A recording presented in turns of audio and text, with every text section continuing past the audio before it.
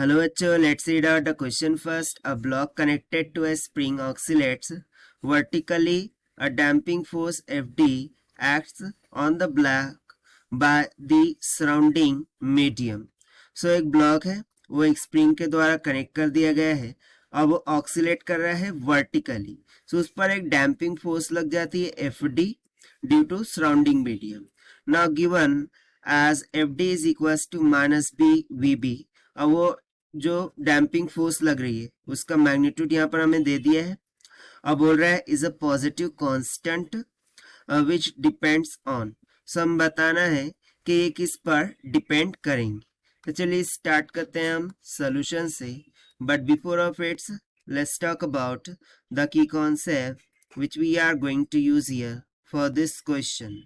सो basically जब कभी कोई ब्लॉक हो, ठीक है, और उस ब्लॉक को हमने किसी स्प्रिंग के द्वारा इस तरीके से कनेक्ट कर दिया गया है और वो वर्टिकली अपवर्ड वर्टिकल डाउनवर्ड इस तरीके से क्या कर रहा है, ऑक्सीलेट कर रहा है.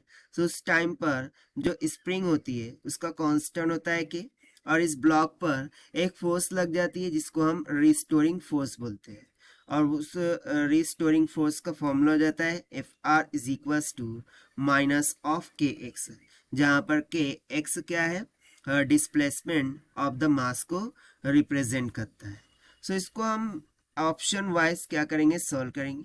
क्योंकि यहाँ पर देखिए जब ब्लॉक एयर में इस तरीके से वर्टिकल डायरेक्शन में ऑक्सीलेट हो रहा है तो उस पर डैम्पिंग फोर्स लग रही है जो कि हमें गिवन है minus of B F V B के इक्वल गिवन है. ठीक है, F D is equals to minus B V B के इक्वल, जहाँ पर बोल रहा है ये एक पॉजिटिव कांस्टेंट है.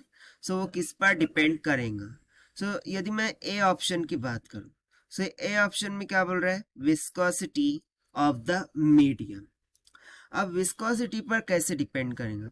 सो लेट्स सपोज कि एयर का मीडियम है, ठीक है, एयर का मीडियम है और एयर के मीडियम के लिए जो डैम्पिंग फोर्स होती है, ठीक है, जो भी डैम्पिंग फोर्स होती है वो कैसी होती है, लेस होती है.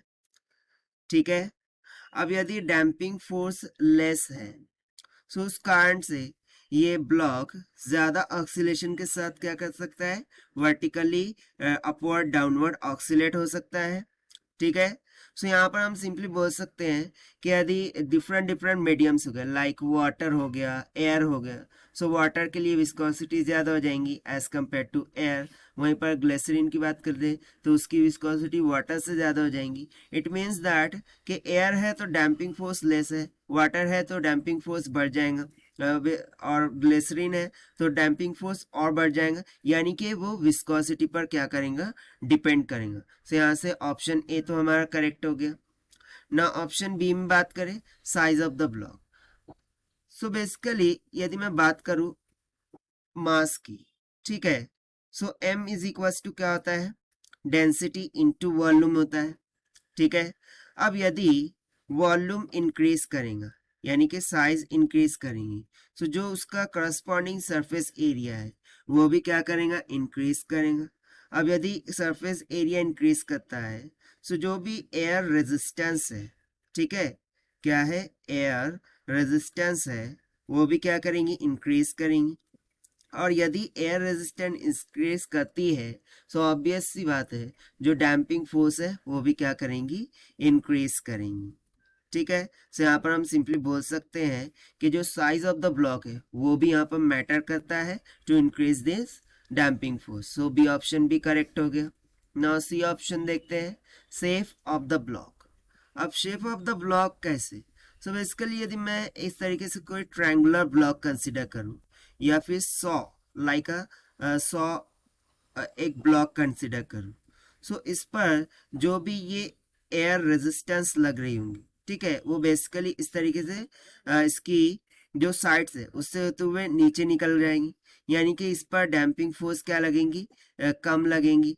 यहाँ पर हम क्या बोल सकते हैं कि damping force will be less. वहीं पर मैं सीसॉ इस तरीके से मास की बात करूं सो इस पे कंप्लीट जो सरफेस है उस पर क्या होगा, एयर रेजिस्टेंस लग जाएंगी. सो इसके लिए डैम्पिंग फोर्स क्या होंगी, ज्यादा होंगी, हाई होंगी as compared to this one, यानी कि यहाँ पर शेप ऑफ द ब्लॉक भी क्या करता है, मैटर करता है in according to the damping force. So C option भी यहाँ से करेक्ट हो गया।